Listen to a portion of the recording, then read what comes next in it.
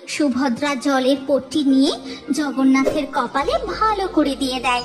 নাও, এবার সবাই মিলে রথের দড়ি ধরে টানো। জয় জগন্নাথ, জয় জগন্নাথ। নীলমাধবের কথা মতো সবাই রথের দড়ি টেনে রথ জগন্নাথের মাসির বাড়ির উদ্দেশ্যে যাত্রা শুরু করে।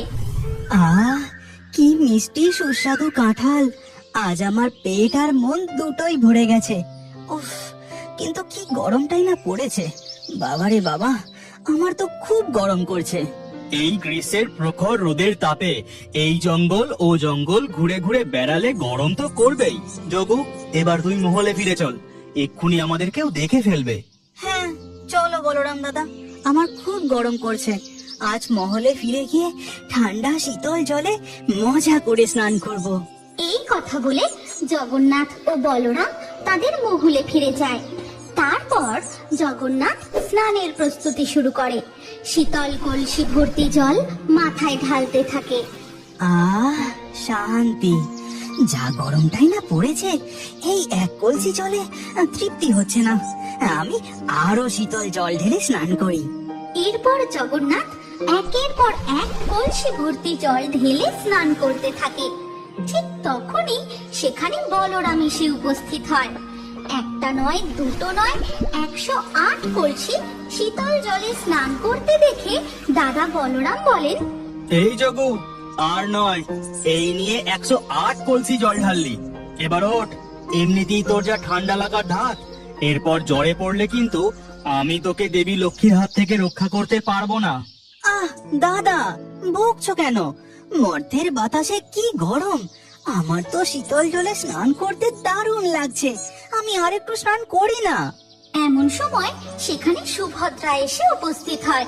জগন্নাথের জেদ দেখে সে তার হাত ধরে বলে, বলরাম দাদা ঠিকই বলেছে জগন্নাথ দাদা, তুমি বড্ড জেদ করছো। এবার চলো, তোমার তো আবার একটুতেই হাঁচি শুরু হয়ে যায়। কিচ্ছু হবে না আমার, এই তো শেষ কলসির জলটা শুধু ঢালতে বাকি আছে। আচ্ছা, ব্যাস হলো তো, এবার বোঝো, শীতল জলে স্নান করে তুমি আবার জ্বর সর্দি বাঁধিয়ে বসলে।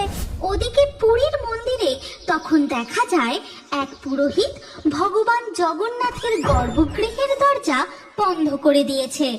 পুরোহিত মশাই, আমরা তো জগন্নাথ দেবের দর্শনই পেলাম না, গর্ভগৃহের দরজা বন্ধ করে দিলেন কেন? দরজাটা খুলুন না। প্রভুর এখন খুব জ্বর, প্রভুর এখন বিশ্রামের প্রয়োজন, তাই 15 দিনের জন্য মন্দিরের দরজা বন্ধ থাকবে। হে প্রভু জগন্নাথ, তুমি হলে জগতের নাথ। তোমার এই জ্বর শুধু জ্বর নয়, যেন মনে হয় এই গোটা জগতের অশুভ শক্তির উত্তাপ তুমি নিজের মধ্যে শোষণ করে নিয়েছো, যাতে তোমার ভক্তরা ভালো থাকে। জয় জগন্নাথ, জয় জগন্নাথ। এই কথা বলে মন্দিরের সামনে থেকে সমস্ত ভক্তরা চলে যায়। এরপর ধীরে ধীরে রাত হয়ে যায়। জগন্নাথ দেবের চিকিৎসার জন্য নীলমাধব হাঁটতে হাঁটতে ভগবানের মন্দিরের দিকে যেতে থাকে। কি জানি বাবা, কাঠের তৈরি ভগবানেরও আবার জ্বর হয় নাকি? আমি ওই ভগবানের মূর্তিকে কি করে সুস্থ করব জানি না। পিতা আমাকে এই পাচনের বাটি আর ঝোলাটা দিয়ে পাঠিয়ে তো দিলেন। এরপর নীলমাধব মন্দিরের গর্ভগৃহে প্রবেশ করতেই ঘটে এক অলৌকিক ঘটনা। সে এসে পৌঁছায় এক মহলে। দেখে তার সামনে কোনো কাঠের মূর্তি নেই, রয়েছে 3টি বিশাল খাট, আর তাতে শুয়ে আছেন সাক্ষাৎ 3 ভাই বোন। জগন্নাথের গায়ে মোটা চাদর জড়ানো, তিনি জ্বরে কাঁপছেন। এ কি প্রভু, এ আমি কি দেখছি? এ আমার স্বপ্ন নাকি সত্যি দেখছি? বৈদ্যপুত্র নীলমাধবকে আসতে দেখে বলরাম ও সুভদ্রা জগন্নাথের বিছানার পাশে গিয়ে দাঁড়ায়। যোগু, আমি তোকে বারবার বারণ করেছিলাম, আর অত শীতল জলে স্নান করিস না। কে কার কথা শোনে? এখন বোঝ ঠেলা। বলরাম দাদা, আর বকাবকি করো না। দেখো না, জগন্নাথ দাদার মুখটা জ্বরে একেবারে শুকিয়ে গেছে। দাঁড়াও, আমি জলের পট্টিটা আরো একবার কপালে দিয়ে দিই। এই কথা বলে সুভদ্রা জলের পট্টি নিয়ে জগন্নাথের কপালে ভালো করে দিয়ে দেয়। আর জগন্নাথ জ্বরের ঘোরে বলে, আমার মিষ্টি বোন আমাকে কত ভালোবাসে, আর একটু ঠান্ডা জলের পট্টি দে না সুভদ্রা। শুধু জলপট্টি দিলে তোমার জ্বর কমবে না। বৈদ্যপুত্র তোমার জন্য পাচন ঔষধি ও তেল নিয়ে এসেছে। এবার তুমি ঔষধিটা খেয়ে নাও, তাহলে তোমার জ্বর কমে যাবে। আমি ধন্য, আমি ধন্য। সচক্ষে ভগবানের এই লীলা দেখে আমি ধন্য। এই বলে নীলমাধব পাচনের বাটিটা এগিয়ে দেয় সুভদ্রার দিকে। মা বাবা এই 10 মূল পাচন আর জড়িবুটির তেল দিয়ে পাঠিয়েছেন। বলেছেন এই তেল মালিশ করলে আর পাচন খেলে প্রভুর জ্বর সেরে যাবে। নাও, এবার বড় করে হা করো, এই পাচনটা খেয়ে নাও দেখি। সুভদ্রা পাচনটা জগন্নাথের মুখের কাছে নিয়ে যেতেই জগন্নাথ ওষুধের গন্ধ শুকেই মুখ বেঁকিয়ে চাদরটা মুখের উপর টেনে ঢাকা দিয়ে দেয়। আমি খাবো না, কি বিশ্রী গন্ধ, বড্ড তেতো। আমি বরং জ্বরেই ভুগে নেব, তবু ওই 10 মূল পাচন আমি ছোবো না। এই কালু, আবার জেদ। একে নিজের দোষে জ্বরে পড়েছিস, তার উপর আবার ওষুধ খাবি না? নীলমাধব এত কষ্ট করে তোর জন্য ওষুধ নিয়ে এলো যে।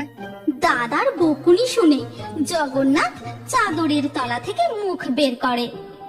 না দাদা, আমি তেতো খাবো না, আমাকে বরং একটু মাখন এনে দাও। প্রভু, আপনি যদি এই ওষুধটা না খান তাহলে আপনার জ্বর কমবে কি করে? আর জ্বর না কমলে গুন্ডিচা মাসির বাড়ি যাবেনই বা কি করে? গুন্ডিচা মাসির বাড়ি কথাটা শুনতেই জগন্নাথের কান খাড়া হয়ে যায়। মুখে এক গাল হাসি নিয়ে বলে, মাসির বাড়ি? হ্যাঁ প্রভু, মাসি তো আপনার জন্য অপেক্ষা করে বসে আছেন। আপনি সুস্থ হলেই আপনার বিশাল নন্দীঘোষ রথে চড়ে আপনি, বড় ঠাকুর আর মা সুভদ্রা মিলে মাসির বাড়ি যাবেন। ঠিক বলেছ নীলমাধব।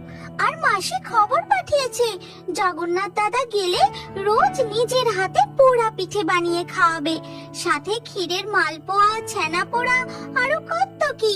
কিন্তু জগন্নাথ দাদা যদি ওষুধই না খায় তাহলে রথে চড়বে কে? পোড়া পিঠে? মাসির হাতের পোড়া পিঠে? এই সুভদ্রা, দে দে তাড়াতাড়ি ওই পাচনটা আমাকে খাইয়ে দে। 15 দিনের জ্বরে মুখে আর রুচি নেই। মাসির হাতের পিঠে না খেয়ে আমি আর থাকতেই পারছি না। এরপর সুভদ্রা জগন্নাথকে পাচনটি খাইয়ে দেন। আর ঐশ্বরিক ভাই বোনের খুংসুটি ও ভালোবাসা দেখে নীলমাধবের চোখ থেকে এক ফোঁটা জল জগন্নাথের পায়ের উপর পড়ে। নীলমাধব, আমি তোকে আশীর্বাদ করছি, তুই সব সময় আমার রথের রশির সর্বপ্রথম থাকবি। এরপর ধীরে ধীরে সকাল হয়ে যায়। 15 দিনের সেবা আর ভালোবাসায় জগন্নাথ দেব সুস্থ হয়ে ওঠেন। আর অবশেষে রথে যাত্রা করে জগন্নাথের মাসির বাড়ি যাবার দিন চলে আসে। জগন্নাথ দাদা, বলরাম দাদা, তোমরা প্রস্তুত তো? বাইরে দেখেছো, আজ সবাই রথের দড়ি টেনে আমাদের মাসির বাড়ি নিয়ে যাবে বলে এসেছে। ওদিকে দেখা যায় রাজা থেকে প্রজা সবার হাতে আজ রথের রশি। আর বিশাল নন্দী ঘোষ রথে হাসি মুখে বসে আছেন জগতের নাথ জগন্নাথ। নাও, এবার সবাই মিলে রথের দড়ি ধরে টানো।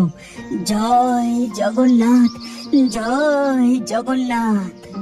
নীলমাধবের কথা মতো সবাই রথের দড়ি টেনে রথ জগন্নাথের মাসির বাড়ির উদ্দেশ্যে যাত্রা শুরু করে। আর তখন মহলে দেখা যায়, স্বামী, আমি আপনাকে ছাড়া কি করে থাকবো? আপনি কথা দিন যে আপনি শীঘ্রই ফিরে আসবেন। তুমি চিন্তা করো না লক্ষ্মী, আমি 2 দিনের মধ্যেই আবার ফিরে আসব। আপনি আমাকে কথা দিন যে আপনি শীঘ্রই ফিরে আসবেন, না হলে কিন্তু আমি খুব রাগ করব। হ্যাঁ হ্যাঁ, আমি কথা দিলাম। এই কথা বলে জগন্নাথ দেব অদৃশ্য হয়ে রথের মধ্যে বসে থাকা কাঠের মূর্তির মধ্যে প্রবেশ করে যান। আর তখনই আকাশ থেকে রথের ওপর পুষ্পবৃষ্টি হতে থাকে। আরে, হাঁপিয়ে গেলে চলবে, টানো টানো, আরো জোরে রথের দড়ি ধরে টানো। জগন্নাথ দেবের রথ গড়াতে গড়াতে এসে উপস্থিত হয় তার মাসির বাড়ির সামনে।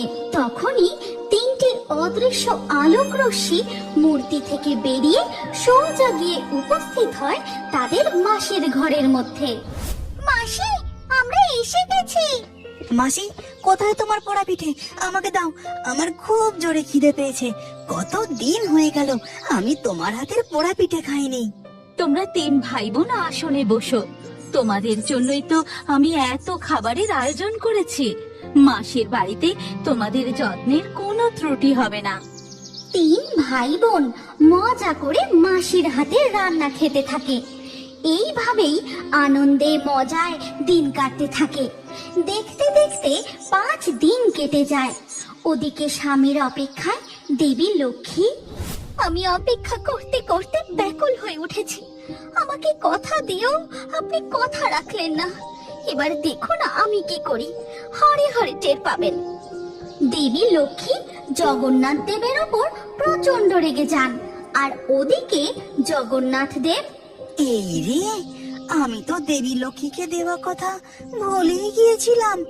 আজ 5 দিন হয়ে গেল, লক্ষ্মী প্রচন্ড রেগে আছেন। এবার আমি কি করি? দেবী লক্ষ্মী জগন্নাথের ওপর রেগে গিয়ে কি করতে চলেছেন? জগন্নাথ দেব কি দেবী লক্ষ্মীর রাগ ভাঙাতে পারবেন, নাকি অন্য কিছু ঘটতে চলেছে? এই গল্পের পরবর্তী পর্ব আমরা উল্টো রথযাত্রার ঘটনা নিয়ে তৈরি করব। তাহলে বন্ধুরা, পরবর্তী পর্ব দেখতে চাইলে আমাদের চ্যানেল এক্ষুনি সাবস্ক্রাইব করে নিন। আর এই ভিডিওটি লাইক করে আপনার প্রিয়জনের সাথে শেয়ার করে দিন। জয় জগন্নাথ, জয় জগন্নাথ। এই গল্পের পরবর্তী পর্ব যদি তোমরা দেখতে চাও তাহলে কমেন্টে নেক্সট পার্ট অবশ্যই লেখো।